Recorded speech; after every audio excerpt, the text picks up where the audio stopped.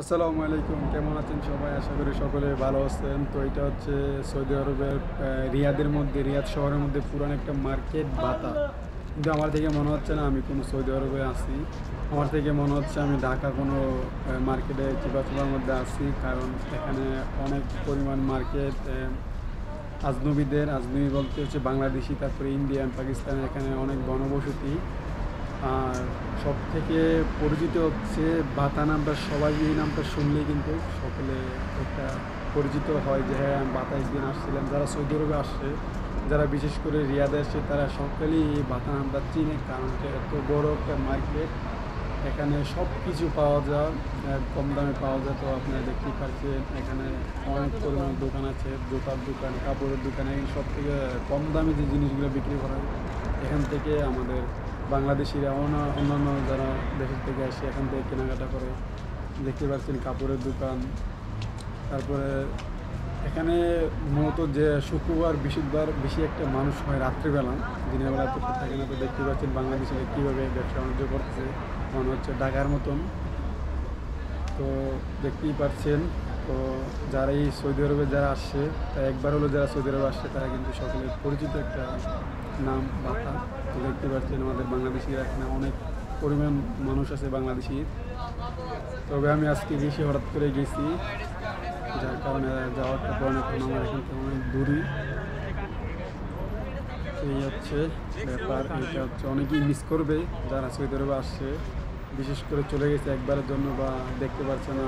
কিন্তু যারা রিয়াদের মধ্যে আসছে, তারা কিন্তু একবার হলে এই বাতা মার্কেটের মধ্যে আসছে। আমি শিওর যারা রিয়াদে আসছিল তারা কনফার্ম এখানে একবার হলে আসছে। যারা সৌদি আরবে আসছে রিয়াদের মধ্যে, তারা এখানে আসছে, তাদের এই জায়গাটা অনেক পরিচিত একটা জায়গা। আজকে আপনাদেরকে কিছু একটা দেখানোর চেষ্টা করতেছি। আর যদি ভিডিওটা ভালো লাগে লাইক কমেন্ট শেয়ার করেন। এটা হচ্ছে মোবাইল ফোনের দোকান, ছোটোখাটো আজনবীরা মোবাইল ফোন বেচাকিনা করে আর কি। আর আমি হচ্ছে একটা ছোটো একজন ইউটিউবার, শখের বসে ইউটিউবে ভিডিও করি। যদি ভিডিওটা ভালো লাগে প্লিজ একটা অনুরোধ আপনাদের কাছে, আমার এই চ্যানেলটা সাবস্ক্রাইব করে দিন, একটা লাইক দিয়ে দিন, আর ভিডিওটা সম্পূর্ণ দেখবেন। আর যদি কেউ মিস করে থাকেন এই জায়গাটাকে অবশ্যই কমেন্ট করে জানিয়ে দিবেন। আর এখানে দেখতেই পাচ্ছেন অনেক জাম, কিন্তু এই রোডটা রাত্রেবেলা, এই রোডটা শুধু রাত্রেবেলা নয়, দিনের বেলা একটুখানি সকাল টাইমে যদি একটু অফ থাকে না, তো রাত্রে পুরো রাতে কিন্তু জাম থাকে, অনেক জাম, অনেক শব্দে কিন্তু আমার কাছে নয়েজ আছে, কারণ অনেক গাড়ি এখানে একটা রোড দিয়ে চলাচল করে।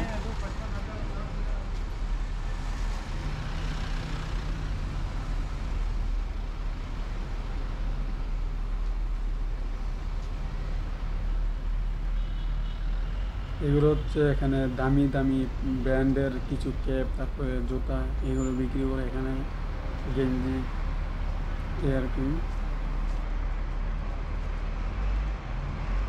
তো আজকে প্রায় রাতের 9টা 9:30 বাজে গেছে, এরকম টাইমে আমি এই ভিডিওটা বানাইছি। তো দেখতে পাচ্ছেন এখানে কিছু কাপড় চোপড় বিক্রি করে, পুরান জুতা রিপেয়ারিং করে এখানে বিক্রি করে। মানে এখানে এরকম জিনিস বাদ নাই যে বিক্রি করে না, মানে পুরান মাল, তারপরে নতুন পুরান ট্রে নতুন কিছু বানিয়ে তারপরে বিক্রি করে।